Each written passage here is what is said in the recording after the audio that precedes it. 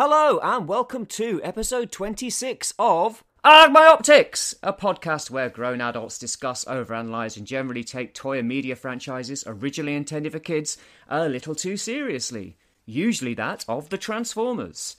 I'm your grumpy old misanthrope Orion Ghia, and with me is my optimistic young people person, co-host, Virtual Dave. Hello Dave. Hello. Yeah, welcome. Today, we have a very special guest in the form of David Wallace, event planner with the team that runs the UK's premier Transformers convention, TFNation. Woohoo! Yeah, which Dave and I have both attended. Listen back to episode 20 if you don't believe us, where we wang on about it for a good 2 hours or so. So rather than go into a huge introduction and explanation of what TFNation is and who David is, maybe we'll let the man himself tell you. My optics! Hello, David, and welcome to Arg My Optics. Thank you for giving us some time and coming to speak with us. You're more than welcome. Glad to be here. I'm very much looking forward to shilling our convention and talking about robots. Excellent stuff. Mm-hmm. I mean, so to start, how about you tell the listeners who don't know or haven't been what TFNation is and your involvement in it? Yeah, sure. So, TFNation's the largest unofficial Transformers convention in Europe. It's like behind, obviously, the American conventions. We're the biggest. We've been going now, well, minus obviously the dark times that we don't talk about. We host yearly in August in a place called Birmingham in the UK, which is basically dead center in the middle of the country. And it's generally like a 3-day convention on the Friday, Saturday, and Sunday, and it's just entirely dedicated to Transformers. We started it after the previous convention, which was called Auto Assembly, sort of came to an end. The person who owned Auto Assembly decided he didn't want to do it anymore, and pretty much everybody who is involved in TFNation also worked for Auto Assembly. I say worked on Auto Assembly. And when the time came for that show to retire, we didn't want to, so we just continued it on and birthed TFNation. Well, I mean, you've answered 2 or 3 of my other questions already there. Yeah, you will find I tend to ramble, which probably explains why my job at the convention is I'm the MC for the weekend. Like, I'm the host. Because I know you did ask that. My basic job is guest liaison. I put together most of the program for the weekend. Anything that happens on stage is usually something that I want to happen on stage. And yeah, like I'm up there with the guests, interviewing them, not just me, but other people as well. So that's basically what I do. Cool. So I tend to talk a lot. Yes. Well, yeah, we both came last year. It was both our first TFNations, actually, because I'd been to Auto Assembly, but then I kind of dropped off Transformers for quite a while and only came back to it big style in like the last 2 years. And of course, with TFNation being, as you described it, during the dark times, I didn't have a ticket for the ones that ended up being online, which I believe Dave did. Yeah, I did. Yeah. Yeah, but so that was our first one last year. It was great. Oh, I'm glad you enjoyed it. Yeah, and obviously saw you on stage a few times. I think, Dave was there the entire weekend, weren't you? Oh yeah. We got to see it all, and we tried not to miss any of the panels. So yeah, we did get to see. Yeah, that's a lot of numb bum. Indeed, sat there the whole time. It's true. Very comfortable chairs. Excellent. I'm glad to hear it. So how, you said you worked on Auto Assembly beforehand then? That's right. Yeah, you got involved in the whole thing. Did you originally start doing the kind of emceeing, or is that something that you kind of found yourself gravitate towards? Yeah. So, ironically, how I got involved with Auto Assembly, and it's a bit of a weird story. So I went to Auto Assembly just as a regular punter. Paid me money, all of that stuff. Didn't know really anybody until sort of around 2007. And I'd gone a few years before, and I sort of made contact with the guy who ran it at the time, a guy called Simon. Yeah. And I'd made contact with him because me and a couple of my friends were interested in doing fan comics online. And this was the period literally before IDW picks up the license. So like Dreamwave is on its knees, and IDW is just about to pick up the license. And I said to Simon, the guy who ran it, I said, we want to do a fan comic. If we produce a fan comic, would you be interested in printing it and putting it in your magazine? And, you know, like, I think everybody always thinks that they can write a comic book, you know, and everybody has attempted to try and write or draw a comic book once in their life. And, you know, it was the continuation. I mean, stop me if you've heard this before, because I think every Transformers fan goes through this. It was the bridging gap between season 2 and the movie, you know. And one of my favorite all-time episodes of Transformers is the Key to Vector Sigma. And it was like, right, what happens if, like, the Key to Vector Sigma wasn't completely destroyed? And it was this really dumb plot because everybody, like, I say everybody, but everybody who thinks they can write season 2, the gap between season 2 and 3, they completely forget, like, the tone of the Sunbow cartoons. And you always want to try and make it darker and more edgy. Yep. And you just, you know, and when you look back on it, you go, oh my God. So we wrote this comic book, and the big crux of issue 1 was that Megatron had basically been taken over, like, by Vector Sigma. And at the end of it, the end of the issue, Megatron sort of walks out, and it's not Megatron, it's literally Vector Sigma. Megatron walks out, and Starscream's berating him, and Megatron grabs him by the throat, sticks his fusion cannon to his stomach, and blows a hole through Starscream. So we give this comic to Simon, and we think, yeah, like, you know, it's gonna be like a convention exclusive. Heard nothing ever again. So the very next year, but we're still sort of in contact with Simon, but he never says anything. The very next year, we go back, and the guy who used to MC at the convention can't make it. And Simon was like, we've got a problem. And me, just with a mouth, just turned around and went, I'll do it. And he went, all right, cool. Oh, by the way, our guest for the year is Simon Furman. Wow. I'm like, all right, that's great. So then comes the month of the convention, and Infiltration issue 6 drops. And I'm sat on stage with Simon Furman, and I've just read this comic book where Megatron grabs Starscream by the throat, sticks his fusion cannon into his stomach, and blows a giant hole through him. And I'm like, you stole my idea. I was when you said it, I was like, that's the sort of stuff that does happen in the comics. Yeah. But wouldn't happen in the TV show. Yeah, well, precisely, that's it. And I always found that hilarious, because it was kind of like, yeah, you know, sat with Simon, and just being like, you stole my idea. And I always give him stick for it. And over the course of the years, like, I've always said to Simon, it's like, you remember when you stole my idea? And bless Furman, he's just like, no.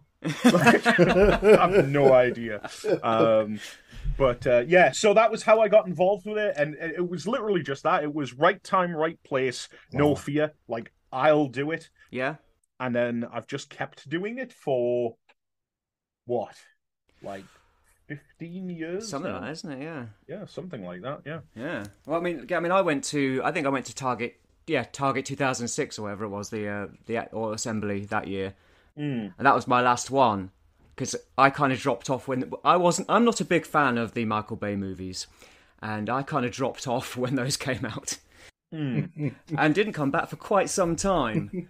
But I mean, the difference though between what Assembly was then and what TF Nation is now is jaw-dropping. Like, it's Oh, it's so much bigger. And I remember, my first Transformers conventions were like, it was a 1-day event. It was in a sports hall, the size of a five-a-side indoor football pitch. mm-hmm. And within that one room, you had the dealers, the stage, and the stage was literally a fold-away stage with a couple of chairs on it.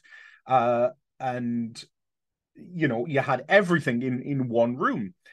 And then eventually it became 2 days. And now when we've taken over, it's morphed. And I kind of think that's one of the things that we strive for with TF Nation is, we have meetings about set design. What is the stage going to look like? How many screens are we going to have? Why, we want the dealer room to be separate from the panel room because you don't want that noise. All of these different things. It has become a much bigger show in terms of scale, but that's because the audience has just grown, year on year on year. And I think that, there's two factors to that. One is you can't question the fact that the movies certainly did bring in a brand new group of fans. Yeah. And, as much as we might hate to say it, those fans that were 6 or 7 in 2007 are now adults. Mm-hmm. And, they might have little kids of their own. So that's done an awful lot to bring people in. But I think the other thing is you can't not factor in the great benefit that IDW has had on the convention as well, by not only bringing more fans in, but a much more diverse fan group. Absolutely. And I think that's been absolutely fantastic. Yeah, I mean, that's another thing that was quite, well, I don't know whether I want to use the word startling, but like going last year and just seeing, the diversity in the fandom in compared with when I went previously, when it was just, a lot of white guys. Let's be honest. I don't know if I can. It was a sausage fest. Yeah, exactly. Yeah. Indeed, all of a certain age. Yeah. And whereas now it's very broad indeed. Like, yeah, it was not what I was expecting at all. It really wasn't. It was so many people there from so many walks of life that you wouldn't expect would be, let alone into Transformers or the collecting aspect of it at all. And and breath of fresh air. Yeah, and to me, as much as that has been absolutely fantastic to see, the bit that always still gets me every year is when you see the families who come along because their little son or daughter has gotten into the franchise. Parents don't give two sausages, about it. But I'll always try to make time for as many of them as I can, just to say, like, are you enjoying it? And get that feedback from people who aren't Transformers fans, who've just been dragged along, whether it be a partner that's been dragged along because their significant other, wants them to really understand how important Transformers are. It's great. Like, I love it. I love the diversity of it, because with diversity comes a much better appreciation for what Transformers can be. It doesn't just have to be G1 as much as Hasbro need it to be at the minute. But and it's great, because I think there are some, and this is a completely different subject, but there are some major challenges facing I think the brand at the moment, like in terms of what the next 10 years are going to look like. And for us to still be able to go from strength to strength to strength shows that, people are still invested in it, and they're not just fair weather. How many times have you heard people say online, oh, you can't be interested in this, you're a girl. As soon as like the thing you like is done, you won't be a part of this anymore. Well, we're proof that that's not the case, and that's great. And I just hope that Hasbro can get their act together and give a new generation of people the same reason to come to these things. You and me both. I mean, that's something I constantly bemoan with Dave, that there is a kind of over-reliance on nostalgia going on these days. You know, eventually people are going to start not necessarily dying, but dropping off. And, you know, you need those young people coming in with something new. You know what? I've said this before. You know, I am a 40-year-old white male. Like, I realize that when young people come to the convention and they see me on stage the whole time, that their reaction is going to be, who is this old man, like, that I can't relate to? You know, and that's a conscious thought on my part. About, you know, what we do. I like to think that, you know, we've diversified our stage presence because we have younger fans, people who, I say younger fans, people who grew up on Armada. Armada came out 20 odd years ago. But, you know, we have, it's not just men on stage. We're very conscious of making sure that our guest lineup is diversified. And that's not just a case of, you know, men and women, but it's like men, women, toy designers, comic book guests, voice actors, every single facet of the franchise. If you're a fan of it, we try to cater to you. And sometimes that's easy, and sometimes it's really hard because there's an awful lot of, you know, fans. But it's something that we're constantly, you know, thinking about. Well, it's interesting you say that about you're 40, I'm 44, but this podcast is quite a good example of that diversity, because like Dave is 15 years younger than me, and he grew up on well, Dave, what did you grow up on? Yeah, you hit it nail on the head. Armada, Unicron trilogy. That's what got me into the franchise to begin with, and then Beast Wars and stuff like that, and then eventually, you know, dip my toes into G1 and stuff. But yeah, it was definitely that resurgence Transformers had in the early 2000s that got me in.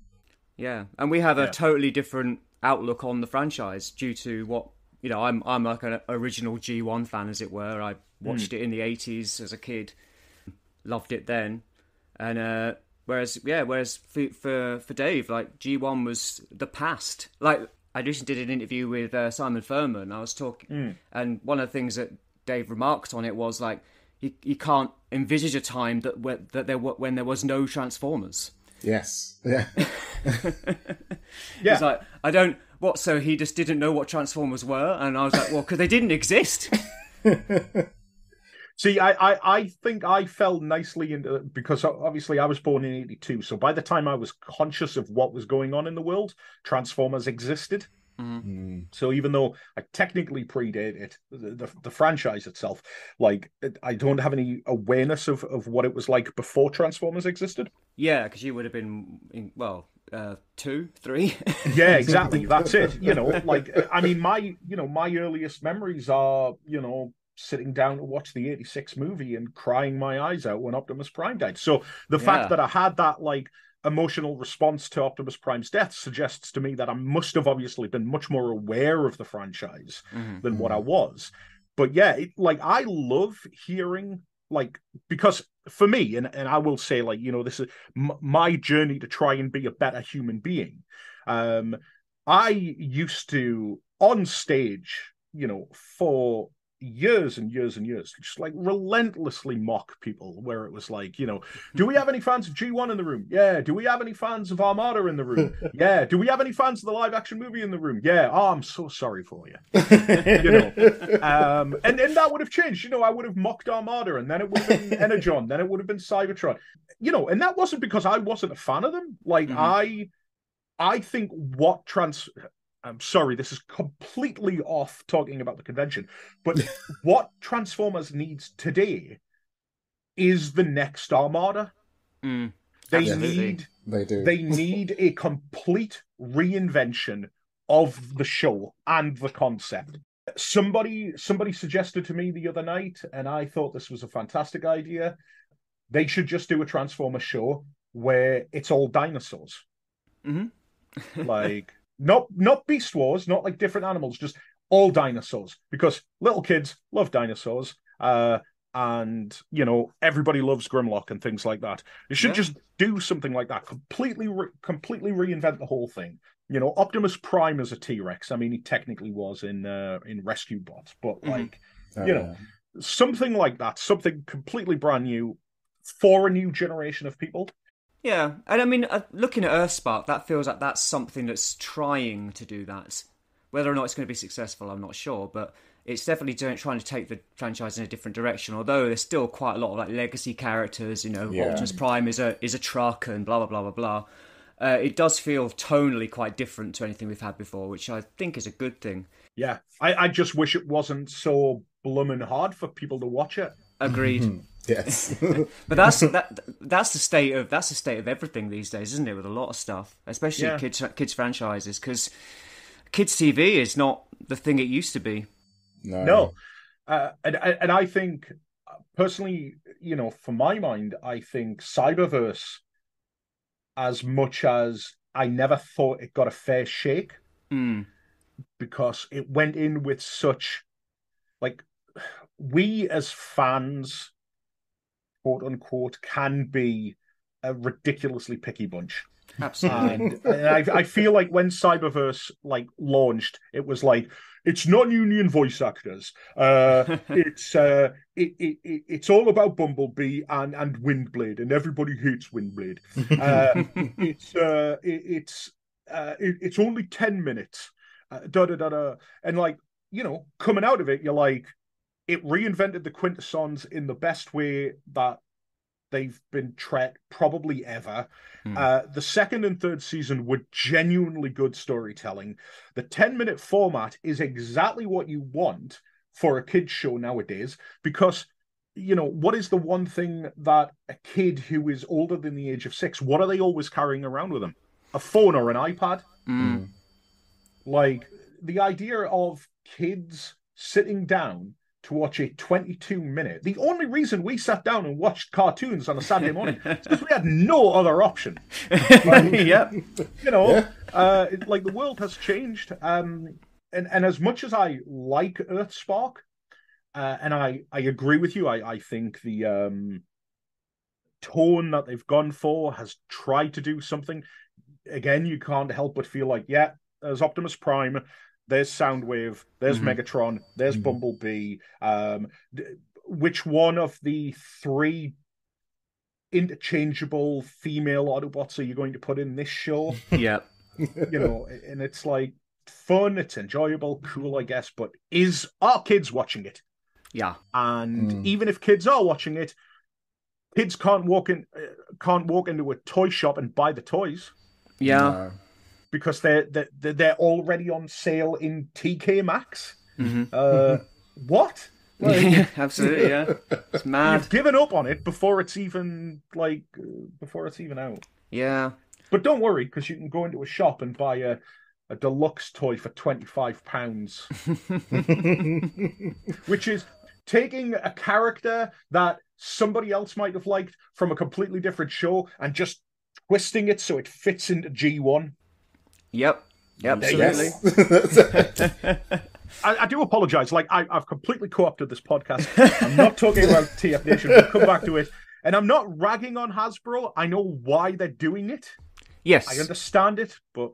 No, I mean, this is the standard sort of conversation me and Dave have anyway. About the franchise and about what Hasbro are doing.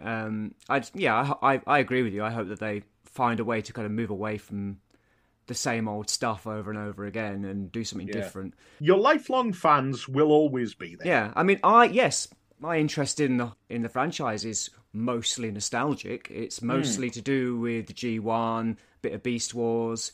I love the IDW stuff. I thought that was great, and I've got a small IDW toy collection purely because of the strength of the writing of those books. But yeah, I mean, I didn't follow Cyberverse, but I want people to like it. I want it to be popular, and I want people to buy the toys. And the same goes for Earthspark, because same goes for the movies, which I absolutely despise. But I want them to be good. But if they're not good, at least I want some people to like them and buy the toys, and for the franchise to continue. Yeah, exactly. That's it. You always do, because you might, that next show might be like, I remember, like, this was a complete moment for me, which was, I remember the very first time that I actively got involved in the online community was Christmas Day of 2007, when I got my first video camera, because I thought, I'm going to be a YouTube celebrity. And my very first video was talking about how terrible Transformers Animated looks, because the very pilot, the first pilot episode is going to air the following day. And it was like, Transformers Animated looks terrible. It looks too cartoony. I don't like this Tasmanian Devil Transformer thing. Da, da, da, da. The very next day, I made a second video humbly apologizing because Transformers Animated was absolutely fantastic. And to my mind has not been topped like since. Oh, I'd agree with that.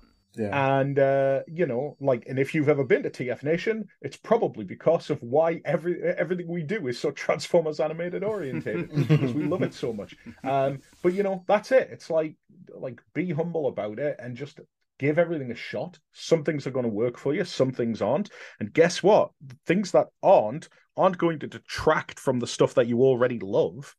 No, they're going to add, really, because they're going to bring more people in, bring more money into the franchise, and then for example, I said I don't like the movies, but the movies had a very positive effect on the franchise and resulted in things like animated and IDW and so on, which may not have happened if the franchise was still on the wane, as it were, previous to that. See, it's interesting because I have sort of the polar opposite thing, which is that I think we're now living in an era where the movies have done more harm than good to the franchise, because I don't think you can have that creative freedom anymore now that Transformers has been a billion-dollar movie franchise. I think this is why we're locked in the cycle of legacy characters constantly having to be churned out. And to my mind, it's like everything that happened that was fresh and new and exciting happened prior to the release of 2007's, basically Animated is the last show that came out, even though it didn't come out prior, but it was in development before the movie, so there was no way for them to know how big the movies were going to be. But Animated it's like the first season doesn't have Decepticons. Yep. The Autobots are fighting humans. That's different. They're basically superheroes. Now Optimus Prime, Megatron, there, and I will never forgive the movies because I'm so sick to death of the old Spock. It is the just worst MacGuffin in the entire world. Yeah. No, I do agree with you on that point. I just think that one thing it did do is inject a lot of money into the franchise and bring a lot of fans in, and that helped in a way allow some other things to happen. Now it feels bloated and tired and old, and it feels like there should be a reshuffle, a reboot of everything. I agree. And I think Hasbro's, and this is just my guess, but I think Hasbro's and Paramount are going to be in for a bit of a wake-up call, because I suspect Rise of the Beasts isn't going to do very well. I feel the same. But yeah, I mean, I quite like Bumblebee, and I felt like that could have been a reboot, but then wasn't. Yeah. And now it just feels like they're going back to what they did before. I watched the trailer for the Rise of the Beast, and I was like, no, okay, this looks like more of the same. Yeah, that's the problem, isn't it? The Michael Bay movies made billions of dollars. Bumblebee movie made 700,000. Now you don't need to be a genius to realize that $700 million is not $1 billion. So obviously Paramount and Hasbro are going to be like, oh well, we need to go back to the ones that made us billions. Yeah, and I've said it for a long time. Like, why Why would a kid enjoy a 3-hour movie? Why are Transformers movies not 90 minutes? Yeah, indeed. Well, I mean, it's not the only franchise that's suffering from that, to be honest. Yes, there's plenty going on way too long than they need to be. Yeah, but hey, don't worry, because DC's gonna try it again. Oh yeah, yeah. Well, we'll get onto that. I've noticed you're quite a big DC fan. Huge. My optics. Okay, so yeah, to steer the conversation then back to TFNation. Thank you. So you've got two this year. You've got the Minicon, which I noticed just sold out. Oh, has that gone out? Has it? Yeah. Yeah. Well, I think it's this morning or yesterday. Yeah, I didn't know we'd put the release out. Yes, yeah, fantastic. Like really, really wonderful to hear that. Yeah, so we've got the Minicon in March, which is the 25th of March, Saturday the 25th of March, and that's in Manchester. And that is just a literal one-day thing. It's going to be a much smaller thing. What I'm really happy about with Manchester is just how many first-timers are going to be there, like people who've never been to a TFN before. And we just thought we would do it because we had originally intended to do these or start doing these back in 2019. And we started testing the water by just doing meetups, like informal things, and people came along and we thought to ourselves, well, hold on a minute. Like if people are coming along to like informal meeting, like catch-ups in pubs and things like that, why don't we just like do TFN again, but take it on the road? Because we can't really take the main convention on the road because of the scale of the convention. We need space, and there's very few places.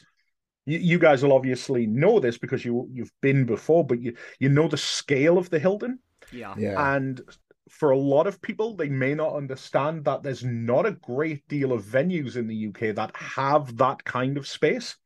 So as much as people might turn around and go, oh, I wish it wasn't in Birmingham, I wish it was further south or further north, the problem is it's very difficult to find somewhere like that. Whereas with the Minicon, we can take it really wherever we want, assuming that it's successful. It has sold out. It is obviously successful. But yeah, so that's going to be fun, like a little one-day thing. We're going to have traders there, so you're going to be able to get your Transformers fix. We're going to have some guests there, artists. It's going to be fun. Like, I'm really looking forward to it. Yeah, it looks good. I mean, I used to live in Sheffield, so I think when I was there, when I was living up, I live in Brighton now, so I'm way too far away from Manchester to make it. But yeah, when I was up there, that was happening just over the Pennines. That would have been fantastic. So yeah, it's good. It's good that you're trying to do smaller ones outside of Birmingham, which is where all the conventions happen, really, isn't it? Well, a lot of them anyway. Yeah, there's a couple of things that we have realized, and one of them is that, you know, there are a lot of people, myself included. Like, I know this is going to sound like a weird thing to say for somebody who helps run a convention, but I don't like conventions. Me neither. And what I mean by that is any convention that I've been to outside of TFN and BotCon, I managed to go to one BotCon, but any of these all-purpose general conventions that you go to, I don't like them. I find them completely impersonal. They are designed to absolutely sap your wallet. You know, oh, hey, you get in, like, and this is one of the things that I'm really proud of what we're able to do at Auto Assembly, which is that I've just said Auto Assembly. We're not Auto Assembly, we're TFNation. But the reason I said Auto Assembly is because this was a driving principle from all the way back then, which is that, yes, your ticket may be more expensive, but once you get into the convention, you don't pay for photographs, you don't pay for autographs, you don't pay for meet and greets. Our guests are free to mingle as much as they want in the bar and things like that. That's kind of one of the things that we build ourselves on. Whereas, and I'm not ragging on other conventions because of the scale of these conventions, they have to be run in a sort of way, but I find it to be, you know, rather impersonal and very expensive. You know, people will turn around and say, oh, well, TF Nation's ticket price is double that of London, let's say, for example, to get in. Mm-hmm. Mm. And I turn around and go, yeah, but how much is an autograph for, I don't know, actor X? Oh, it's 60 quid. Right, Yeah. okay, so that's the ticket price. So actually, you've paid more, and all you've gotten is a scribble on a piece of paper. Okay. Yep. Yeah, I remember 1 year at MCM, a ticket, the ticketing to getting in was expensive as on its own, but getting an autograph and a picture from, I think it was like Tom Hiddleston, was like £250. What's his name? The Doctor. He was in Morbius as well. Matt Smith. Matt Smith. I saw a little while ago that he's going to a convention and he's charging £200, I think, or something like that for an autograph. And I'm like, that's obscene. That genuinely is. Now, hey, look, hustle all you want. Like, if that is the market value for a Matt Smith autograph, then that's cool. Mm-hmm. But personally, for me, I'd feel really uncomfortable with that. Yeah. That's one of the things I loved about TFN, that it was all inclusive. Everything was included, essentially. Because I've been to plenty of other conventions, and I'm in agreement. I really don't like conventions. I mean, Dave was going on at me to go to TFN, and I was like, oh, I don't know, I don't like those things. It's just like wandering around being sold stuff. Like, that is what MCN's like, and and it's what a lot of other things. I mean, I've never paid to go to MCN. Dave goes, God knows why. But I've worked there. I used to demo board games there, and it is just that. There's just queues everywhere, and it's just people constantly taking money. Yeah. The only other convention I can say that I've been to that felt similar to TFN was the Kapow convention that was held in London for a couple of years. Okay. Run by what's his name? Mark Miller, comics book writer. Oh yeah. Yeah, Kick-Ass, all that. Mm-hmm.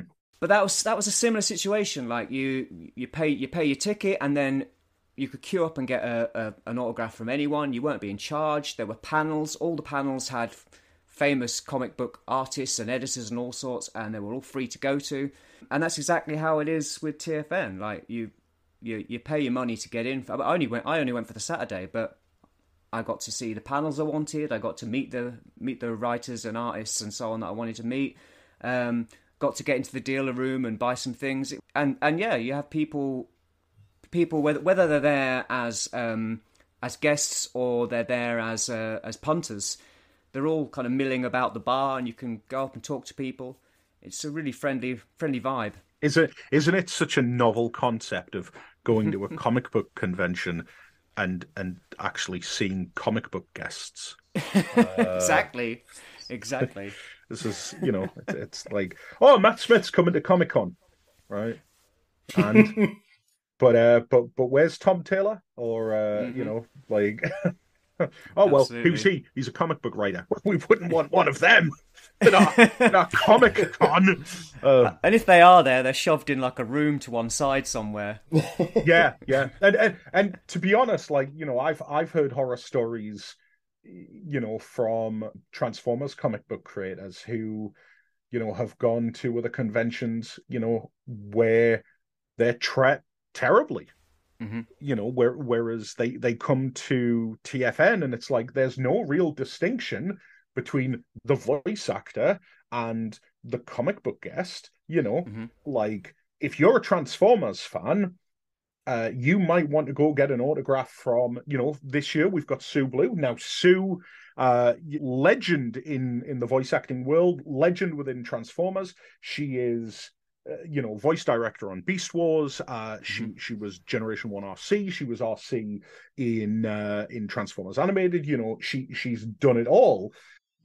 But, she will be in the same room signing autographs with the likes of James Roberts, Simon. We haven't got Simon this year, but Nick Roach or somebody like that. There's no distinction there. Like, the comic book guests should not be shoved into the corner somewhere. Because they're just as important to the franchise. Absolutely. Mm-hmm. But yeah, it's one of my gripes as a comic book fan is just like how underserved comic books are in comic book or comic cons. Oh yeah, absolutely. That's something I've bemoaned, because it's like, how can you put the word Comic Con in your in your convention description? Yeah, When there's nothing comics there, it should be called the Funko Pop Con. Oh. The Funko Popcorn. Do you know? Like, I am absolutely convinced that like. Following the great fall of humanity, Funko Pops are going to be used as currency, like in the new era. Like, the only thing to survive the great massacre of like 2025 was Funko Pops and cockroaches. Yeah, well, there's enough of them about. It's true. Well, it's that or Lego bricks, one of the two, isn't it? Yeah, absolutely. So yeah, you were touching on the guests for this year. So yeah, Sue Blue's a great addition. Mm-hmm. Yeah. Is there anyone else you want to mention or tease? Yeah, absolutely. So, we all, like I said earlier, we always try to get a good swath of guests for the convention. Now, we've only got a few announced thus far. We've still got more to go. Mm-hmm. But Jack Lawrence, who was the artist on the latest Light. Wrecker series and Lost Light. Yeah, absolutely. With his Lost Light writing partner, James Roberts. Mm-hmm. They're both there. Sue Blue, obviously, as I've mentioned. The other big name that we've got is David Sobolov, who, if you're a Beast Wars fan, he was Depth Charge in Beast Wars. He was Shockwave in Transformers Prime. He was Gorilla Grodd on the CW Flash series. Mm-hmm. He was also in the Bumblebee movie and is going to be in the new Rise of the Beasts movie as well. So you had me at Depth Charge. That was it. Yeah, exactly. And just a super cool guy. Like I've had the privilege of meeting David before, and just really, really down to earth. And the other guest that we've got announced at the moment is Steve White, who was an artist and colorist for Marvel, and just genuinely like a supreme talent.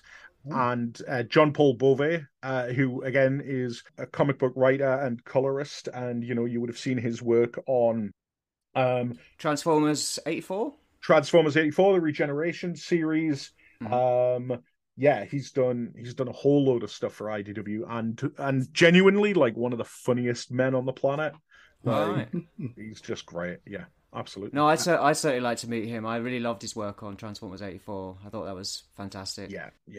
Him and Guido Guidi, they really kind of evoked that feeling of the early Marvel comics, but in a kind of modern way. I really loved that. Oh, absolutely, yeah. And hearing JP talk about, how, because obviously he grew up on those Marvel comics, and that's what got him to become a fan. So for him to get the opportunity to not only take that story a step further and be involved in it, but then also have to figure out how, because we don't live in the world of dot printing anymore.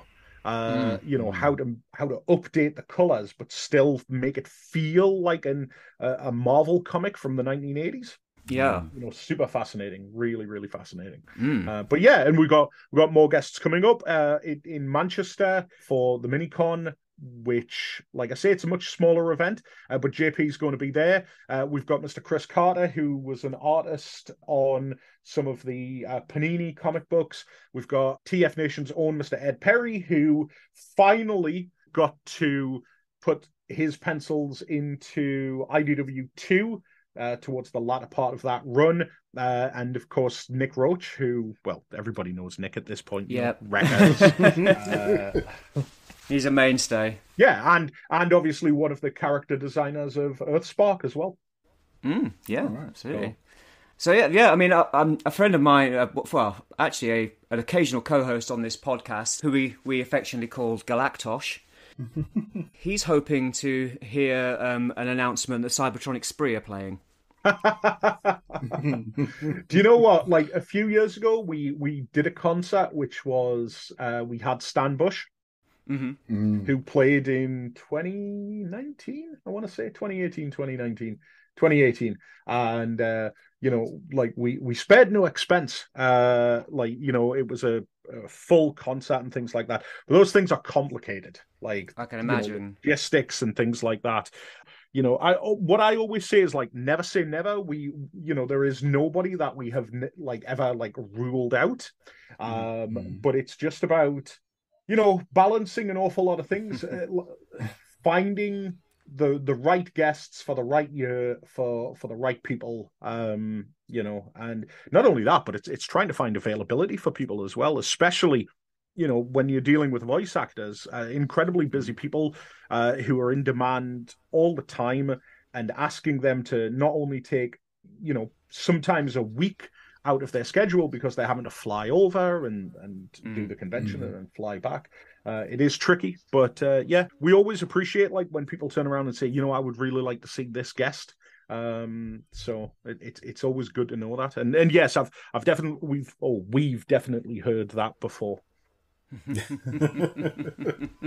Well, you got Gary Chalk last year, and that was fantastic. So it was great to have Gary back. Gary's been to the UK several times, and is just a wonderful guy, and a great mainstay of Transformers. And we got to hear him sing, which was great. That was really cool. Mm-hmm. But that's what we like to do as well. With things like that, if there is a guest who has a secondary talent, likes to do something that is performance based, like Gary with his singing and stuff, it's like, okay, cool, let's celebrate that. Let's give him a microphone, let's give him his guitar, and let's give him the space to do it, because these people aren't just voice actors, they're human beings. And I love to do that. Like that's kind of one of the things that I absolutely cherish. And like I say, because I'm basically the guy that puts the show together, I basically get what I want most of the time anyway, so it's fun. That's a nice position to be in. Yeah. So if you come to TFN and go, oh well, the show is terrible, I like buying the toys, but the show was dreadful, there was nothing interesting going on, that's my fault, Okay, we know who to blame if that yeah exactly. So far that has not, so well done. So I suppose Dave, you got any more questions about TFN you want to ask? I guess we didn't really cover it. I guess we talk about the big broadcast. How was that? Because obviously the pandemic was a major hit. So, I mean, you can imagine it. 2019, we do the convention. We know at the end of that show that we've got Peter Cullen for the next year. 2020, Peter Cullen's coming. We knew that we were just waiting on, the ink drying on the contract and things like that. And then, February, March of 2020, the whole thing just got, pulled out from under us because, I don't know, what was it, bats in China or something like that? I don't know. Pandolins. Something happened, and so we were sort of sat there thinking to ourselves, well, what are we going to do? I mean, we could have taken 2 years off, but we didn't. And, the people that work for TF Nation, and when I say work for, I mean the people that volunteer their time to put TF Nation on, we're all kind of sat there just going but we still want to do something. And it was great because what the big broadcast afforded us was the opportunity to be able to do something. You might have heard me say this last year, because with TFN, I mentioned earlier about how most conventions feel like this monolithic, it's totally impersonal and things like that. We never want that to feel that way, which is why the last panel on the Sunday before we finish the show is us on stage, and we basically stick ourselves out there and we say look, now's the time to ask us questions. We're not afraid to tackle really awkward questions and things like that, because we believe transparency is important. And I said on that panel, and I think I say this every year, is we never want to do the same show twice.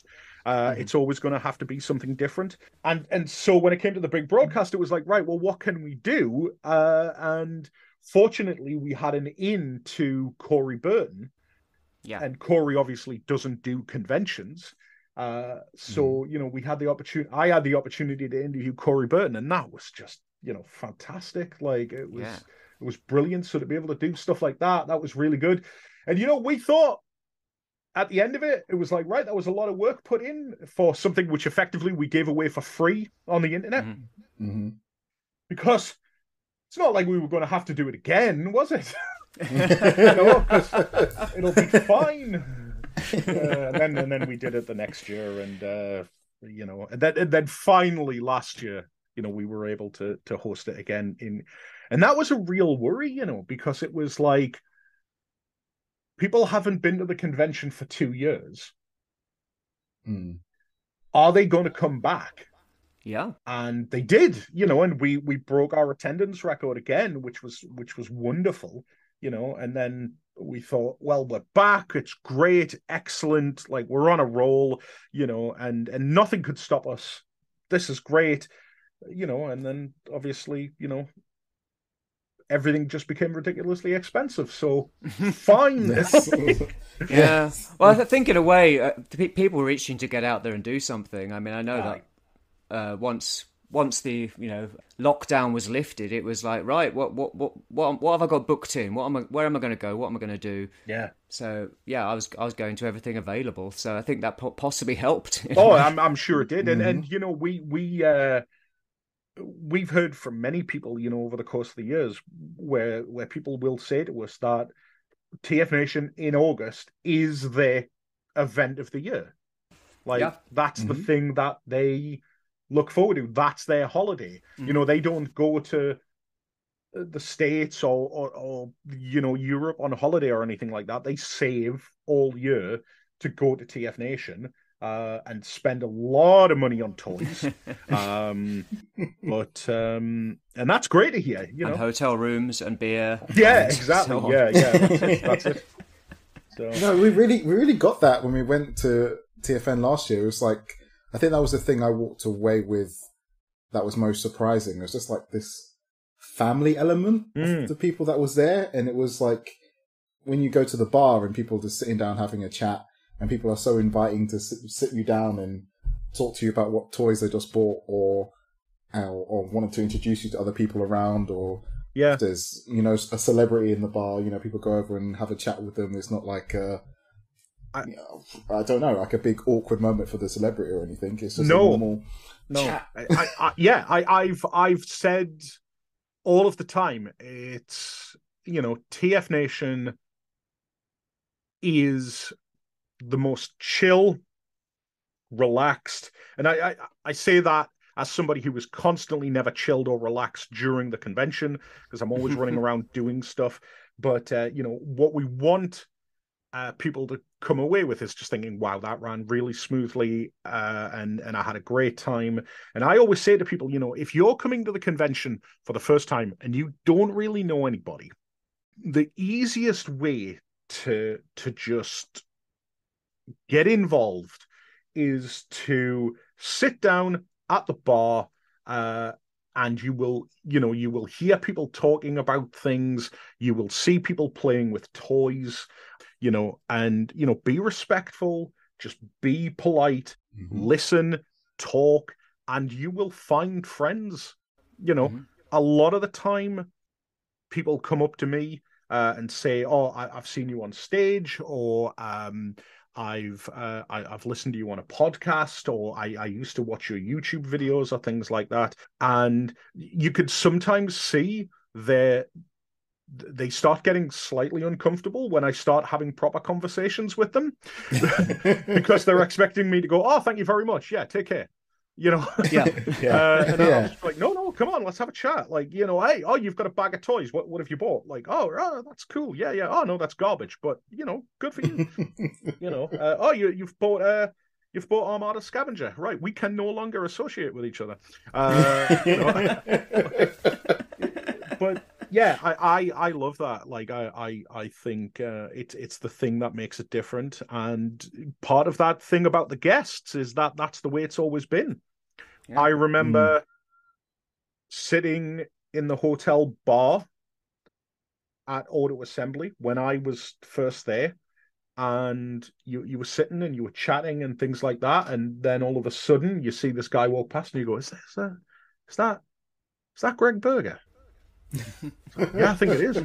Mr. Berger, yeah, would you like to come and join us for a drink? Oh, I'd be happy to. And then you end up, till 3 a.m. like talking with Grimlock about everything and anything, truly is. It's wonderful. And that's kind of like the freedom we give our guests. Not every guest is going to be comfortable with that. I always say to people, like, don't go in with the expectation that like every guest is going to feel that comfort level. Because that's down to the individual. Not only that as well, but sometimes we have guests that literally fly in for the convention and fly out again. And, in those instances, they're probably jet lagged. They need time to relax. So, don't always assume that that's going to be the case. But again, if you're just respectful, then I've never known there to be any issue ever with it. I was going to say, there was definitely an element of that when I was walking around with my girlfriend at TFN, because we would see people and they would be, gobsmacked to, that, I don't know, Theo Adams is there. I definitely was. I was so gobsmacked Friday and Saturday. I only spoke to him really on the Sunday.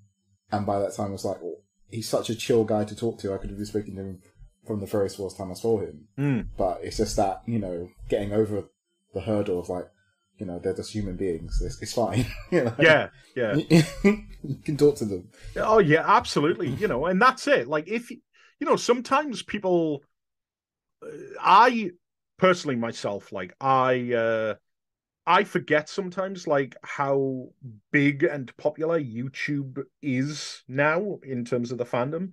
The likes of your Chris McFeely's, the likes of your Thews, stuff like that. These people who the Triple Takeover guys, these people who have really made a niche for themselves online. And I always laugh when people are like, "Is that Chris McFeely?" I'm like, "Yeah." It's like he's the basics guy. I'm like, "Yeah, he's quite basic." Because I've known Chris. I've known Chris for like 15 years, back in the day. Like Chris was at my wedding, it's like, to me, he's just like, it's Chris. He talks about stuff on the internet, like, but genuinely, I do forget how shocked people are, like when they see them, and that's great. That's great for them. That's great for us. It's great that you can have that interaction with somebody and go, oh wow, yeah, he's not like what you would expect YouTube celebrity people to be like. But yeah, it's so much fun. It really is. And then I think everybody, especially with Chris, everybody has kind of realized that they hate Chris because of the quizzes that he does every year for us. So. Well, that's the quiz was really good. That helped as well. Get to connect with people that we didn't know, or that people were first timers, because we were all sat next to each other discussing these really tough questions. Yeah. That was actually part of the thing is, I do that almost every year, which is just like, put your hand up if you don't have like a team as part of the quiz. And, a lot of people put their hands up. I'm like, right, turn around to the person on your left and say hi. And it's like, right, now you're a team. Go for it, because you're all in this together and you're all going to hurt as much as each other. Because I have seen the quiz and I know what Chris is doing. That's part of the fun of it. Like, nobody comes out of McFeely's Matrix test quiz feeling good about themselves. Like I felt bad actually, because this year I was sat in the audience, because normally I would have been on stage with Chris doing the quiz, but we changed the format up. So I didn't need to be on stage, and Chris is doing it himself. He's doing a wonderful job, and I'm sat there, and there's a group of guys behind me, and they're like, "Do you know the answers?" And I'm like, "Yeah," and they're like, "Please, like, we haven't got like anything," and I'm like, "All right, okay," like, and one of the questions comes on, and they're like, "What's the answer?" And I'm like, "Genuinely, I can't remember." Sorry, like, I'm not being difficult here, but like, yeah, like I don't know this stuff. Like, I know my bits of Transformers. I know the bits that I enjoy. I couldn't tell you what Parody Deformed is. Like, but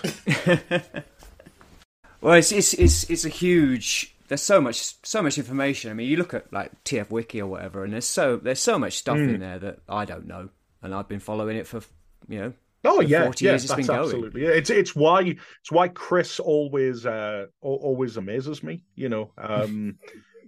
because he's just like a computer sometimes. Yeah, that's it. And I didn't know that he was on a podcast about Sonic the Hedgehog as well. Like, I didn't. Yeah, he's got some weird obsession with like second-rate video game mascots. But no, yeah, he is. I did not know that at all. Until it was because he was in the same hotel that we were staying in. I think Gary Chalk was in the same hotel as well. And I saw him during the breakfast, and a kid was going up asking him to sign something. And my girlfriend was asking me, "Oh, is that one of your Transformers people?" And I was like, "I don't know who he is. I didn't know what he looked like. I only know his voice." So it was, very interesting, very surreal. Yeah. Chris and his co-host do Sonic the Comic. I love that. I love when other people have got passions and things like that for stuff that I have no relevance for. I was a Nintendo kid growing up, so I Mario was always better than Sonic. Well, it's indisputable, isn't it, really? Well, I mean, history has proven me right, but I never realised that, how important those Sonic comics were to the UK fandom. Mm-hmm. And, it's great. And like Chris says, he's not necessarily a fan of Sonic the Hedgehog. He's a fan of Sonic the comic. And I think there is a distinction to be made there. Like, yeah, you'll play the games and things like that, but that's the same. I'm a Transformers Generation 1 fan. That doesn't mean that I'm a movie fan or whatever it is. Yeah. But as long as you've got your niche and your little piece that you enjoy, then cool. My optics! So yeah, you've mentioned DC a couple of times now. So I gather from your Twitter that you are quite a big DC fan. Yeah, just a little bit, bit. As much as they try to convince me otherwise. Yeah, yeah. What can I say? Like, you love what you love, even when it hurts. Yeah, well, I mean, I'm a huge comic book fan, and I mean, one thing that I always kind of rib Dave about is that he claims to be a comic book fan, but his interest in comics is anything but comics. It's like, it's all the movies, all the toys, and then you go, but have you read this? He's like, no. No. Reading? Read! It's true. Like, yeah. Yeah. And he'll describe something that happened in, say, Dark Knight Returns, and I'll say, that didn't happen in Dark Knight Returns. And then he'll go, I mean the animated version. I'm like, oh, yeah, that did. No. Yeah. Yeah. It's great that so many people like superheroes. It's really bad that so few people actually care to read superheroes. Mm-hmm. But, it is what it is. Thank you, Marvel Cinematic Universe, for completely, doing us over on that one. He is relentless. Well, it is, and now that I feel like the tide of public opinion is turning on the MCU. Like, even Dave's starting to get sick of it. So yeah, I take 2 year breaks, so that's how I keep my mind fresh. I'll be perfectly honest. I haven't watched or seen anything that Marvel have put out since. What was the last Spider-Man? Far From Home. Far From Home, that was it. And prior to that, it was like Endgame, and even then, I still hadn't seen most of that phase. I just find myself so burned out on superhero TV stuff at the minute. It's, wait, sorry, because I know he's going to do it. It's No Way Home. No Way Home. Yeah. Oh yeah. Yeah. There's a thing I do on this podcast where I jump in and correct people if they've got it wrong. So there'll be a transformation noise, then I'll come in and go, Dave has got this mixed up again. So yeah, well done for correcting yourself there, Dave. Saves me some time editing. No, but I understand what you guys are saying though, because I mean, I think even video games is another thing that is kind of like Orion calls it tertiary media of all of these different things that I'm I don't know, kind of more into than going and picking up a comic book. But then I think that kind of stemmed from like comic books just got so expensive to buy, and then it was just like, well, am I really getting my money's worth if I'm spending this much to buy all these comic books? Honest answer, no. Yeah. Like, I completely agree. If somebody ever turns around to me and says, like, "Are comics like value for money?" I would absolutely flat out say no. Like, they're not. They are if, you don't mind reading them digitally and you can get the Marvel Unlimited app, or you can get, the DC Universe, whatever it's called. Yeah. DC Universe Infinite. It's a really stupid title. But I suppose DC Online was taken. Like, that's value for money? Absolutely. Like, becoming a comic book fan? Nah. $5 or £4 for a single issue when you can buy, a volume of manga for like £2 more, and it's 200 pages, whereas you're getting like 20 pages of story in a comic book. Nah. Like, I get it. Like, the comic book industry is stupid, but yeah. Well, I mean, it is terribly expensive. I mean, my comics collecting has very much become buying old stuff than buying new stuff, because the new stuff is so expensive, so decompressed. Yeah. That the investment is insane, and then 6 months later, Marvel or DC go, right, we're reshuffling the whole universe, all that stuff that you spent 300, 400 quid on over the last couple of years, that doesn't matter anymore. Here's the new stuff. Yeah. Or alternatively, you do what DC is currently doing right now, which is that they feel as if they've got two completely different universes going on simultaneously, but aren't. So you've got all of the stuff that Joshua Williams is doing with his Dark Crisis and his Shadow War and all of that stuff. And then on the other side of the coin, you've got Jeff Johns with his Three Jokers and his Flashpoint Beyond and all of the stuff that he's doing. And you're like, right, these two things do not make any sense. Pick one. And pick the Jeff Johns one. But that's just a personal preference for me. Which, not to rag on Joshua Williams, I think he's done some great stuff. But it's such a weird. We're in such a weird time at the minute where I feel like comic books are ungodly expensive. They're impenetrable for anybody who doesn't have somebody there to like help them, like fathom it out. We live in an era now where everything is delivered in one go on Netflix. So the idea of trying to convince somebody that you have to wait until next month to find out what happens. And not only that as well, but you shouldn't have to order online or go to a comic book shop to buy comic books. And then when you're going to buy a collection of comic books, you shouldn't have to pay £25 for it. Yeah. It's it's the nature of the beast, unfortunately. It's just the type of media it is. But I love comic books, and I'm like, DC is my brand. I don't really have a sports team, but I have a comic book team, and it's DC for all of the... Yeah, I was a DC guy for quite a long time. Then the New 52 came along, and that kind of wrecked it for me for a while. Yeah, and then obviously with spiraling prices, it just kind of dropped off. But now it's I just go back and get the old stuff and get stuff that I've missed, because there's so much of it anyway. Oh, I mean that is the good thing about comic books, is that if you're new to comic books, I always say, like, never try and get in on new stuff.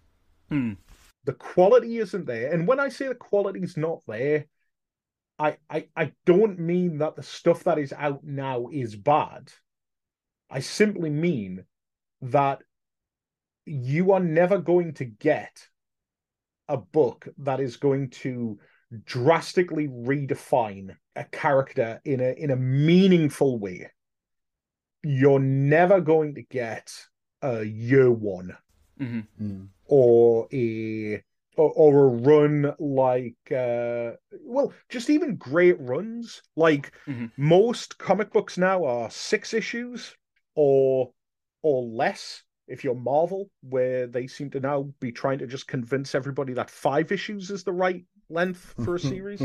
And I always say to people, it's like, look, tell me what you like. Like, what do you enjoy in fiction? And I will tell you where to read a comic book that will either make you a fan of comic books or will make you realize that you don't care about comic books. Yeah.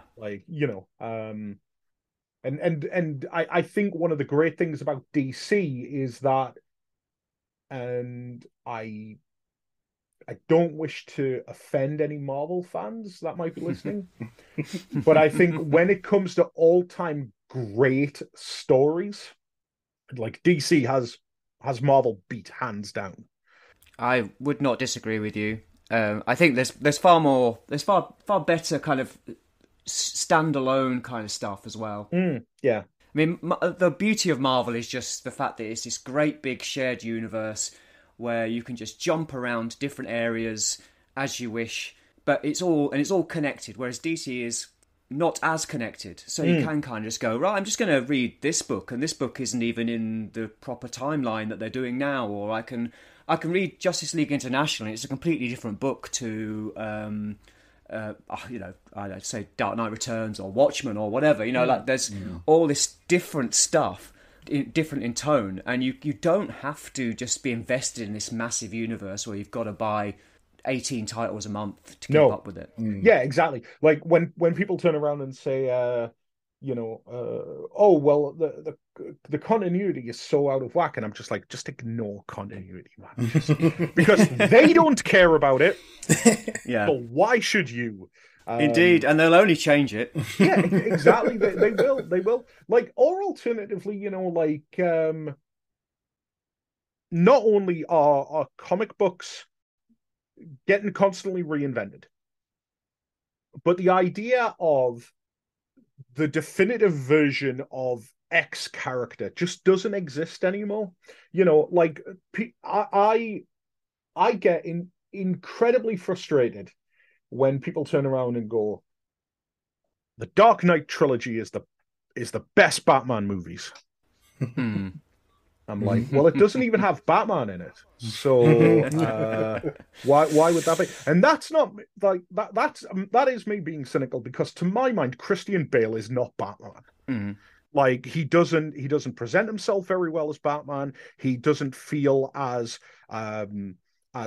damaged as Batman. He is even able to hang up the tights at the end of the 3rd movie, which is fundamentally not Batman. However, I know for a fact that in my head, that is my interpretation of Batman. Yeah. Somebody who grew up on the Brave and the Bold cartoon series will not share my view of Batman. Precisely. So to me, whenever somebody says, who is the best on-screen Batman, I say, 1 and 2 are always going to be Ben Affleck and Michael Keaton, because both of them seem unhinged enough in their performances that you would expect them to dress up in a bat costume and beat the crap out of poor people. Fair. But I mean, you're not wrong with that. yeah. That's it. It's when people turn around and say, "Oh, Batman and Robin is terrible," it's like Batman and Robin is a love letter, like, to the 1966 Batman. It might not be very good, but it was not trying to be very good. One or the Dark Knight Returns. Yeah, absolutely. I don't know. I mean, still to this day, I find myself quoting Mr. Freeze from that film. Like, it's yeah. I was like you said, it's almost exactly like with Transformers. I grew up when Batman Forever and Batman and Robin were Batman. You know, that was Batman at the time for me. Yeah. Same with like Armada. Like, it's just when you hop onto these franchises at different times, you're going to have a different imprint in your head of what these characters mean to you. Absolutely. And with comic books, there is the fundamental flaw, which is that every time a new writer takes over, that writer has their version of Batman, their version of Superman, their version of Hal Jordan Green Lantern in their head, and they are going to write that character. And this took me a long time, because I was, you know, in the mid 2000s, I was that diehard DC guy where I was basically buying everything. Like, for several years, it was like every week, you know, it was 60, 70 pounds dropped in the comic book shop, you know, and I was reading everything and I was loving it, you know, and it took me a long time to realize that, like, as a comic book fan, the healthy thing to do is to not go on the internet and moan and complain about how bad something is. The healthy thing to do is just go, right, cool, yeah. Like, for example, like, and people will, like, aghast whenever I say this, I do not like Grant Morrison. Because I don't have the mental capacity to understand Grant Morrison. Like, if you want to explain to me what happened in Final Crisis, you go for it. It's not his best work, I must say. No, but his Animal Man stuff is fantastic. Exactly. Yeah, I'm glad you agree on that. His All Star Superman is beautiful, wonderful. Yeah. But when he took over on Green Lantern, I read the first couple issues and I was like, nope. This is not for me. I love Hal Jordan. Like, I was there when, you know, Jeff Johns brought him back from Rebirth, and I was there through the entire thing, and I was like, no, I'm good, cool, thank you very much. And, you know, so in my mind, when somebody else comes on the Green Lantern titles and does something good with it, I will go back to it and I will just be like, cool, yeah, you know, that Grant Morrison stuff, it never happened. Like, it doesn't matter to me. Like, and it probably didn't. No, exactly. That's it. Yeah. Yeah. Because God forbid, if you're getting paid to write these characters, like, God forbid that you should actually pay any attention to like what's come before it. Yeah, absolutely. You know? I mean, I've had similar discussions with Dave about the MCU Spider-Man in that. Because I am a massive Spider-Man fan. As in, I read it a lot as a kid, read it all the way through. It was one of the Marvel books that I religiously bought all the way through the time when I was probably considering myself more of a DC fan. And for me, there's been times, both in comics and in the movies, where it's gone, well, this isn't Spider-Man. I regularly refer to Tom Holland's Spider-Man as Iron Lad, because he feels to me like an Iron Man character, not a Spider-Man. I absolutely 100% agree with you. I do not like the new Spider-Man movies. No. Because they're not Spider-Man movies. Homecoming's okay, but the other two... The first movie, he's completely ineffectual, and the only reason he beats the Vulture is because a random piece of shrapnel just happens to take the Vulture out. Great, way to go, what a great hero. The second one, he lets the bad guy take the technology that kills, no doubt, hundreds of people. Wonderful, great, what a hero. And then the third movie, he loses everything and through his own stupidity has to give up everything. And granted, with the third movie, they're basically writing them out because Sony is like pulling creative control sort of thing. I get it. But it's a nostalgia act. And the only thing that I took from that third movie was, damn, I really want... oh, God, what was the second guy who did the amazing... Andrew Garfield. Andy, I came away going, yeah, damn, I really want Andrew Garfield back. Yeah, me too. Because he's actually, like, entertaining to watch. Yeah, and he's like my favourite on-screen Spider-Man. Yeah, I make no bones about it. Those Amazing Spider-Man movies are not very amazing. But I feel like, for whatever reason, we have not had the Spider-Man movie that we deserve. And I don't understand why it's so complicated. Like, I get why they've done what they've done with the Marvel stuff, where it's not Mary Jane, because we can't have it be Mary Jane because of licensing and weird, complicated stuff. Yep, and because they've done it before. Yeah. And they don't feel like they want to do it again. Yep. Yeah, but again, it's like, people sometimes ask me, not always ask me, because who the hell am I to, like, but people always ask, it's like, who is the best superhero? And I always turn around and say, well, if you ask me, like, my two favorite superheroes are Batman and Superman, like 1 and 2. Okay. But if you want me to, like, sit and logically think about it, the best superhero character that has ever been made is Spider-Man. And if you go back and read those original Stan Lee, Steve Ditko things, it's there 100% on the page. It's not like Batman, who, when he first showed up, was running around shooting people with a gun. It's not Superman, who couldn't even fly at the beginning or anything like that. These characters took time to develop, and eventually they found their footing. Spider-Man was there on the page, day one, perfect. Everything was there. So why is it so goddamn hard to make a movie of it? Well, I think it's because of what's happened since, really. I mean, the character's been going so long, and there's been so much happened to him. I mean, I blame Dan Slott for a lot of it. It's just the waters have been so muddied that they are pulling stuff from all. I think that's why.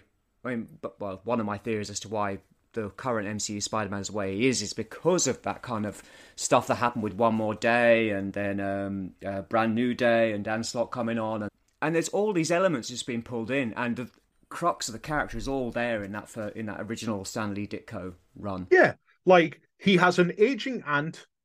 I'm sorry, stop trying to make Aunt May hot. You know, he's got an aging aunt. He is a dweeb, a dork, a geek, a nerd, who doesn't fit in, who gets all of these powers. To be honest, as much as it's hard, I think, to go back and watch, you know, that first Sam Raimi Spider-Man movie is a good Spider-Man movie. The only problem that I have with that is Tobey Maguire just isn't charismatic enough to be Spider-Man. Like, if you took Tom Holland or Andrew Garfield and squeezed them into that first Spider-Man movie, which in fairness has terrible pacing issues and is very much a movie of the early 2000s, you know, so it doesn't really hold up particularly well. But if you would have put somebody else in that suit, I think you would have had, like, you know, a fantastic, like, blueprint for a Spider-Man movie. But you know, but that's down to personal taste. I know a lot of people like Tobey Maguire. But yeah, it's I don't know. I'm still waiting for it. I'm still waiting for it. But hey, look, we're getting a Flash movie, and everybody probably thought that was going to be hot garbage. But then the trailer came out, and we were like, "Oh, well, guess I'm kind of excited about a superhero movie again." It looks interesting for sure. I'm not 100% convinced yet, but I do like that they've got James Gunn in to kind of oversee it all. That could be interesting. I really enjoyed Peacemaker, and Suicide Squad, not the Suicide Squad. I really enjoyed Suicide Squad, so I'm interested to see where he takes things. Yeah, I saw his presentation where he was mapping out the next 5 years, and I don't know, like, I don't want to be cynical. I genuinely do believe that I'm, you know, kind of a positive guy. But I'm like, The Authority? Really? It could be interesting. No, hey, don't get me wrong. I think the idea of... There's two things about the Authority movie that I'm really looking forward to. I'm really looking forward to all of the idiots online who start going on about woke nonsense when they find out Midnighter and Apollo are gay. Yes. And they're like, oh, they're just shoehorning in. It's like, yeah, they've been gay since the 80s. Like, shut up, you moron. Like when everyone went mad about She-Hulk. Oh, look, taking a character and putting she in front of it. Like, it's, you know, like I'm really looking forward to that moment because it will just reaffirm the fact that humanity is going down the toilet. But I really want an Authority movie to work and be really good, because I think if it works and it's successful, it is, to my mind, what Guardians of the Galaxy was for the MCU, which was, I was convinced that Guardians of the Galaxy would not work. Yeah. There is no way cinema audiences are going to buy a raccoon and a plant man. Yeah, I don't think there was a comic book fan on the planet who thought it was going to work. Yeah. James Gunn made it work. Everybody loved it. Now, Guardians of the Galaxy, probably the most anticipated movie of this year. Mm-hmm. Fantastic. I think the Authority is that for DC. If Gunn can nail the Authority, then the sky's the limit. Yeah. In terms of everything being open. My only concern is that I don't trust the leadership of Discovery, Warner and stuff like that, to, if the Authority fails, for them to not go, nah, we need to fire James Gunn. Yeah. And that's therein is the fundamental problem. Yeah, because they are very flip-floppy. They are. And you know, Superman is not going to make $1 billion. Mm-hmm. The Authority is not going to make $1 billion. And this goes back to what we were saying earlier about, or what I was saying earlier about Transformers.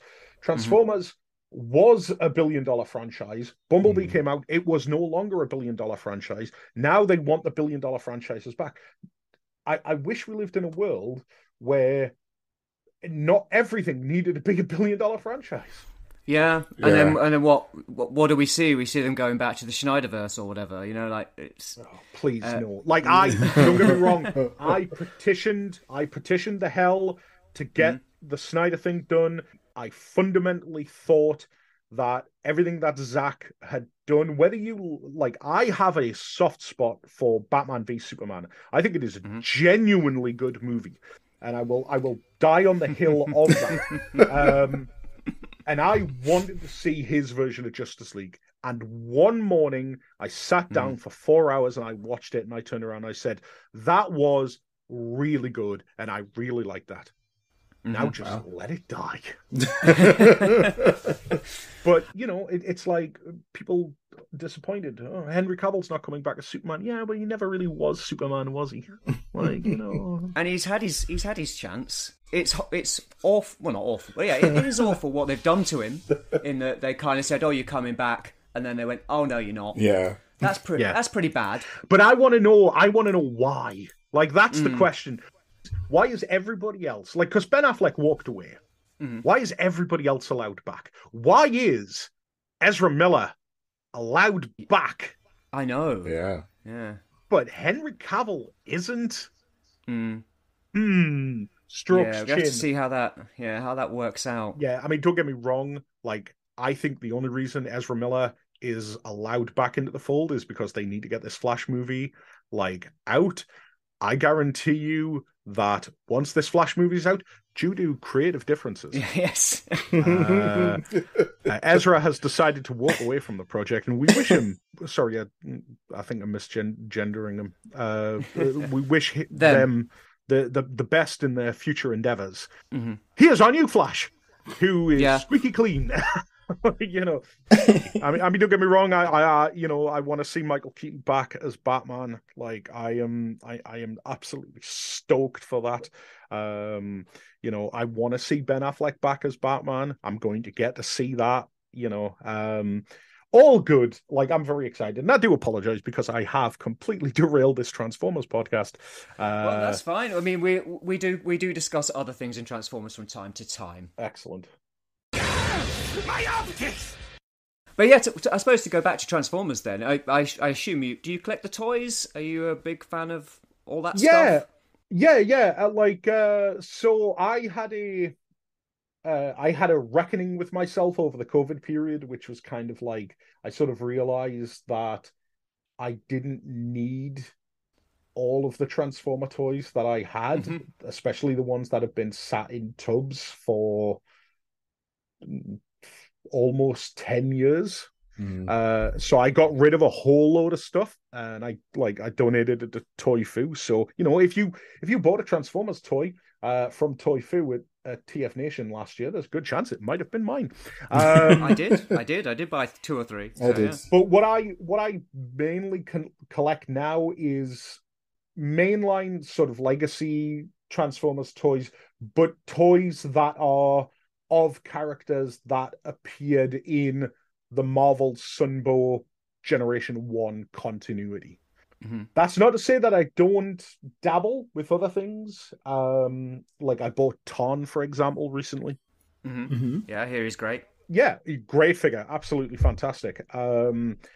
But yeah, but I'm in a weird place with Transformers toys at the minute, which is that I don't know how much more collecting I've got left because the stuff that is coming out now is so good that there's no need to keep collecting. So for example, and this is the example I always give to people when I talk about this, is when I bought Legacy Blaster, I had this really weird moment where I was like, this is the last Blaster toy that I'm ever going to buy in my entire life.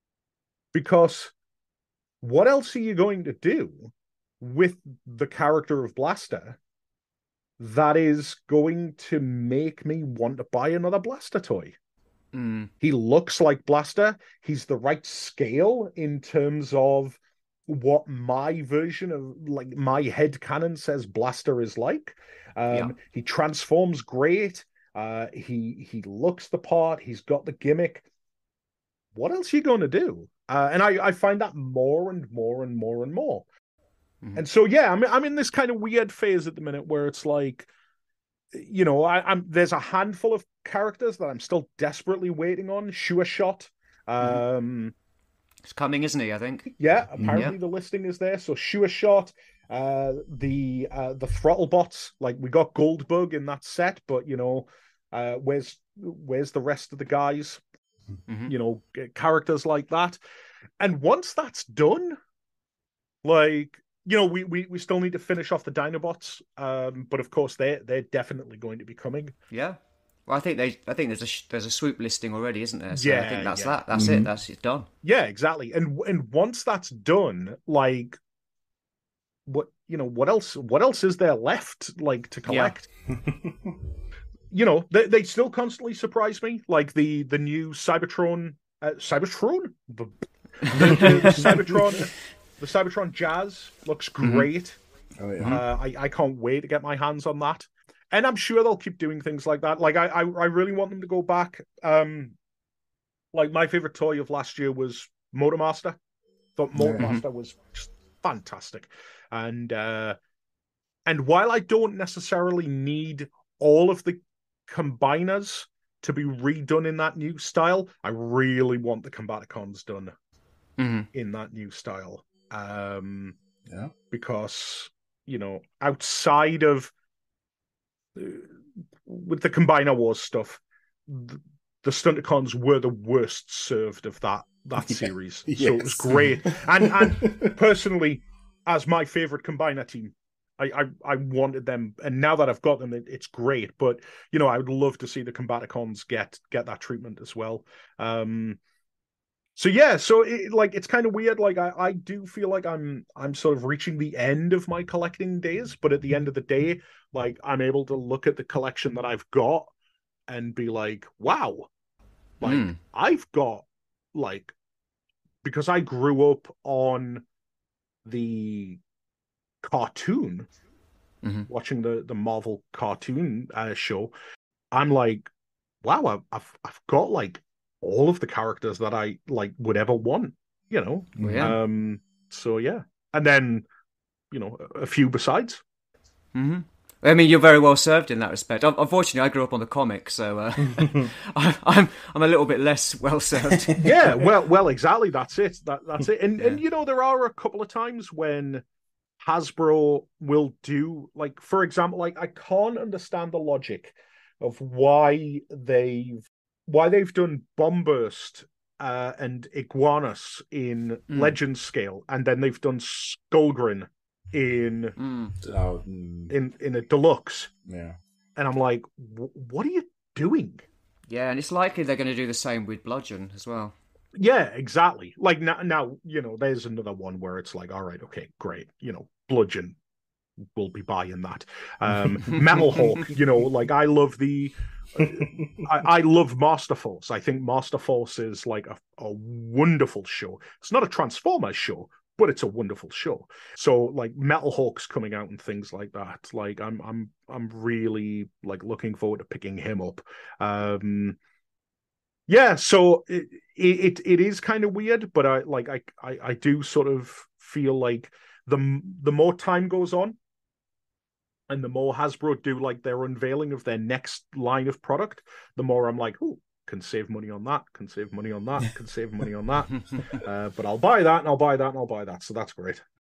But I never doubt Hasbro to come up with something that will totally surprise me, you know? So we'll have to wait and see, yeah. And who knows, maybe we'll eventually get that brand new thing that we all love, that will reinvigorate the franchise, and there'll be a bunch of new characters to buy. Yeah, exactly, that's it. And is that not, like, the entire point of, like, what Hasbro is supposed to do? Exactly.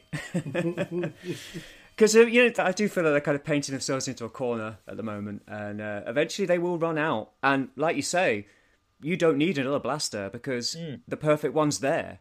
If they bring out another blaster in a year or two that's incrementally better, who's going to be paying that, by that point, 45, 50 quid for it? Yeah. When they've got that one they bought for 35, that's fine. Yeah, precisely. You know, like, I begrudge the fact that, like, I might have to buy a twin cast just to get, like, a rewind. Yeah. Like, am I going to do it? We'll wait and see. Well, you can always sell the twin cast without the rewind. That's true. But then I can put them on my shelf and go, hey, look, Billy. Yeah, it's a bit of a weird one. Like, I hope that Hasbro do figure out a way to do it. But at the same time, and I was thinking about this the other day, like, how many years has it been since we had a new Generation 1 inspired Optimus Prime toy? Because think about it, we are talking years at this point. Like, like, the Netflix show, Earth's...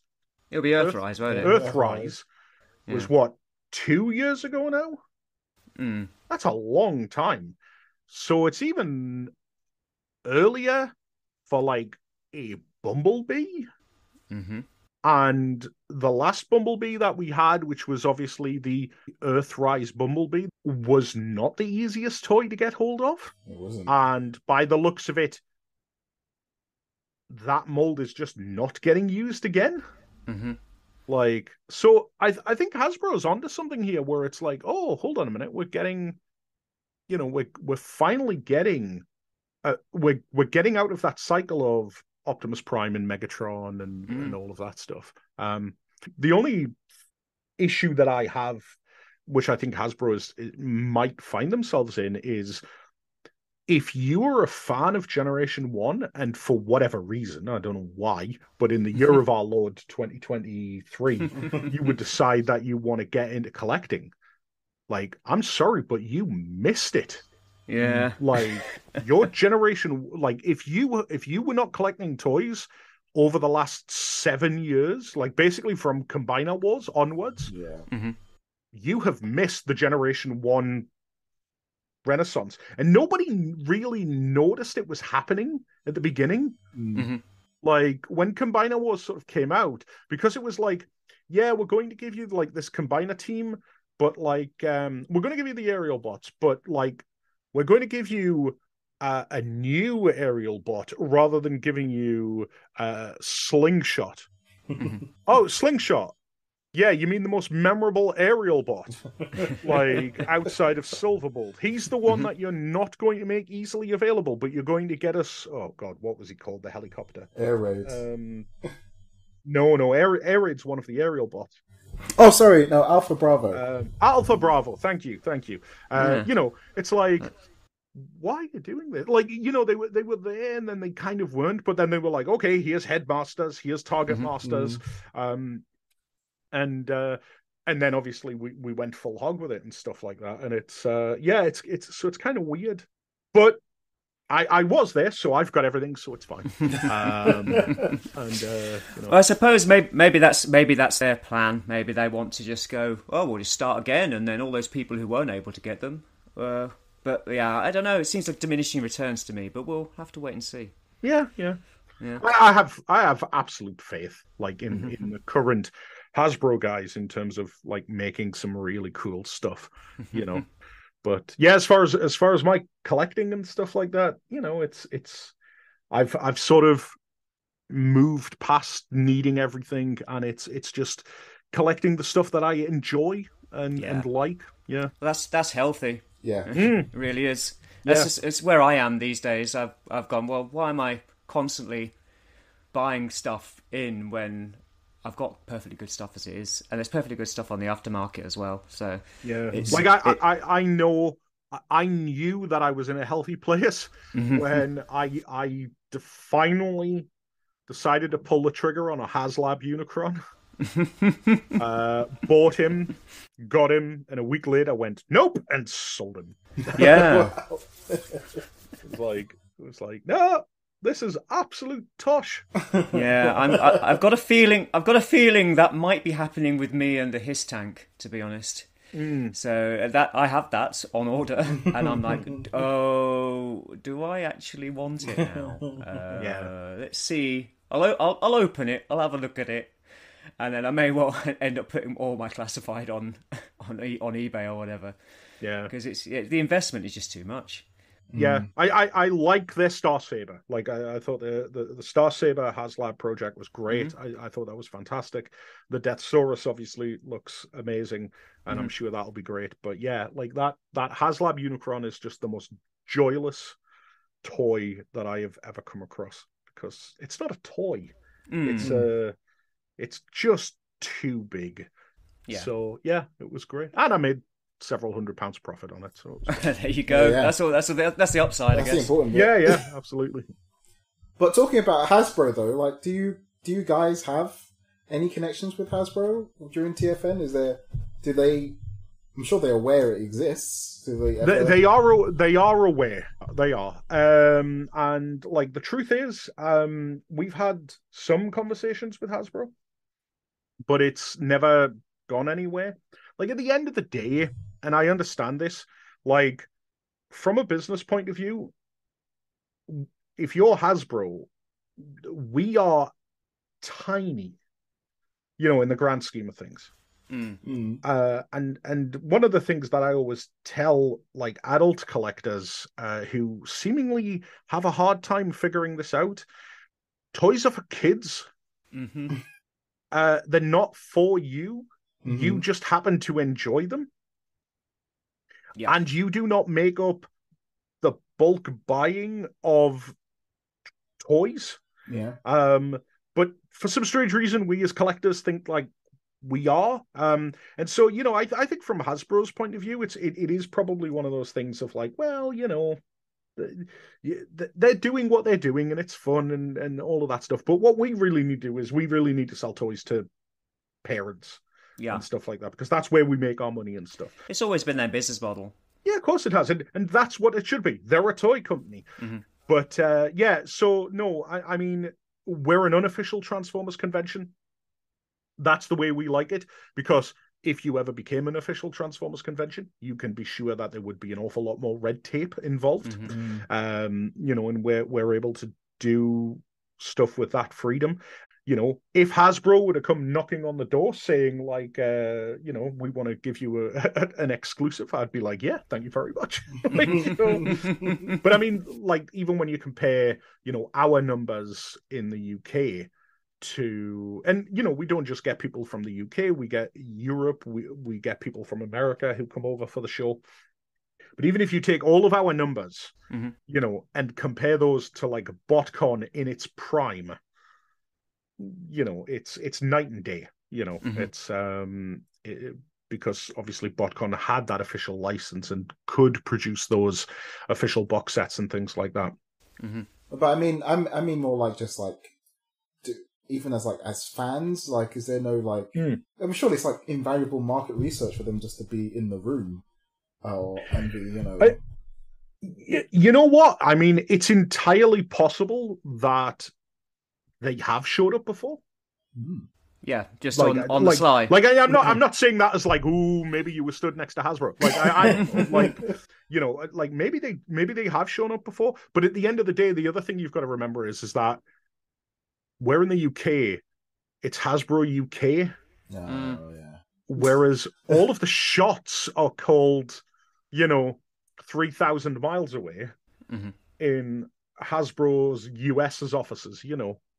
I would love Hasbro like to come to the show.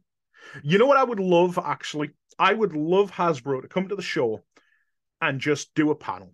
Like, and I don't mean like reveals or anything like that, because I understand how marketing works and things like that. You are much better giving your reveal pictures to somebody like IGN, who've got a global reach of millions of people, than a small convention. I would just love to have them on stage to talk to them, because I think ever since they've started doing these Hasbro pulses, they feel more real as a company. Like, I don't know if you guys feel the same, but like prior to the Hasbro Pulse things, the live streams, yeah, but before those, you didn't hear from Hasbro. Yes. Yeah. Like, I am not a fan. I do not collect Masters of the Universe stuff, but I always get really fascinated watching videos and listening to interviews with people who were involved in the Masters of the Universe stuff, because I think it's the other big 80s brand, but it's never been able to last very long. It's always kind of like a flash in the pan, and then it's gone, and then it comes back like 10 years later or whatever it is. And I always like, one of the things that I was always quite surprised at with Masters of the Universe was that the people that were involved in selling that brand were public figures. Like, you knew who they were, you knew who was behind it.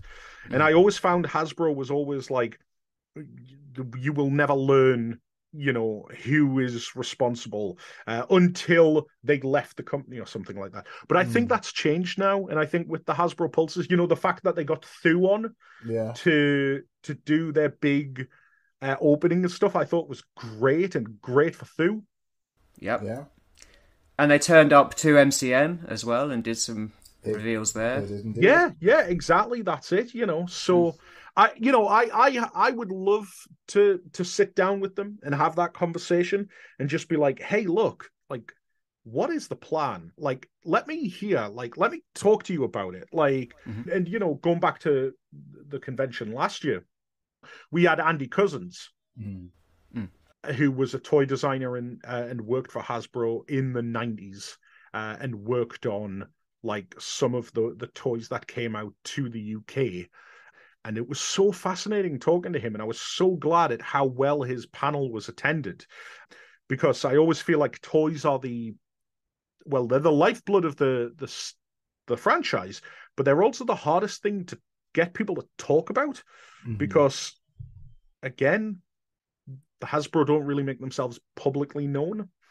But yeah, so I don't know, maybe one day, hopefully, fingers crossed. Indeed. But that's on them. Call me Hasbro. I'm sure they're listening. Yeah, I'm sure they are. Oh, well, thank you very much. I mean, do you want to say any more about TFM before we wrap this up? No, I mean, all I would say is, if you are listening to this and you've never been before, and it's always been because you're worried you'll be bored, or you won't fit in, or it's too busy, or things like that, just rest assured that we spend an awful lot of time trying to make the people as comfortable as possible, and regardless of what area of the franchise is you're particularly involved in or interested in, we try to cater to you in some way, shape, or form. So give it a shot, and if you don't like the sound of my voice, then you might have a bit of a problem with the panel. But come along, and if you want to try it on a smaller scale, I would have said you could come along to Manchester, but as you mentioned about 2 hours ago, we're sold out now. So there was mention of there maybe being tickets available on the door. So you will always get people that ultimately don't show up for whatever reason. But we can't promise that because But what I would say to people as well is that if you are coming to Manchester, and you're expecting TFN, there's a reason it's called the Mini-Con. It's going to be a much smaller and much more personal show, because that's kind of what we want to get back to. We talked earlier about the early days of conventions. And how it was all in one room, and that's kind of the vibe we're going for, this portable pop-up Transformers convention that will hopefully possibly start moving. It doesn't have to necessarily stay in one place, so we'll see. But I hope everybody enjoys it. I want to thank you guys for giving me the time to ramble on about everything. No, that's cool. And if anybody has any issues or questions or anything like that, go to the TF Nation Facebook page or the Twitter or our website, and you can send us messages and we will respond to you as soon as possible. Brilliant. Splendid. Yeah, it's been great having you on. It's been a really good chat. I really enjoyed it. Yeah. Oh no, thank you very much. I really appreciate it, and like I say, I appreciate that I sometimes ramble. No, that's cool. It was great. Thank you. And we'll see you in August, hopefully. Yeah, come over and say hi, because I honestly I'll be flying around, just grab me and just say hey, and we'll have a beer. Oh, brilliant. Well, there you go. Look forward to it. Thank you very much. My optics! All right, there you go. That was our interview with David Wallace. How did you find it, Dave? It went really well. Yeah, it was great to hear from the man himself and hear, how vitally important he is to the whole thing. So, there you go, guys. I don't think there's much point in us wanging on about that interview, considering how long it is, anyway. It's probably going to be, once I finished editing, we'll find out. You'll know now. You'll know how long it was. You've just listened to it. But it will probably be a couple of hours. So, we're not going to go on and on and on and on about TF Nation. We've got a podcast where we did that. You can go back and listen to that. So, if you like what you heard and you're thinking, yeah, TF Nation sounds like a thing I'd like to visit this summer, head over to tfnation.com, where you can find all the details, check out the growing guest list, and buy your tickets. Dave, do you want to say something? If you do come to TFN in August, we might be there, and we also might have some of our famous Argmyoptic buttons. Well, maybe. I don't know. I haven't decided what kind of a promotional tool I'm going to do this year. But yeah, we certainly have something for you, I would have thought. So, did you enjoy the interview? Who should we interview next? Why not let us know on social media? Search for us on all of them. You should be able to find us fairly easily. You can find me in particular on Twitter and Instagram. I am at Ghia Orion and Orion_Ghia respectively. And Dave, where can they find you and see photos of you mugging to camera at TF Nation and the like? Yeah, you can always find me VirtualDave26 on Instagram or on Twitter. Excellent. Don't forget that if you enjoyed this podcast, you can let us know by liking, subscribing, sharing, reviewing. You can even join our Patreon if you're so inclined at www.patreon.com/ArgMyOptics. Don't forget the double A. We really appreciate it. Thanks for listening, and please join us again next time on ArgMyOptics!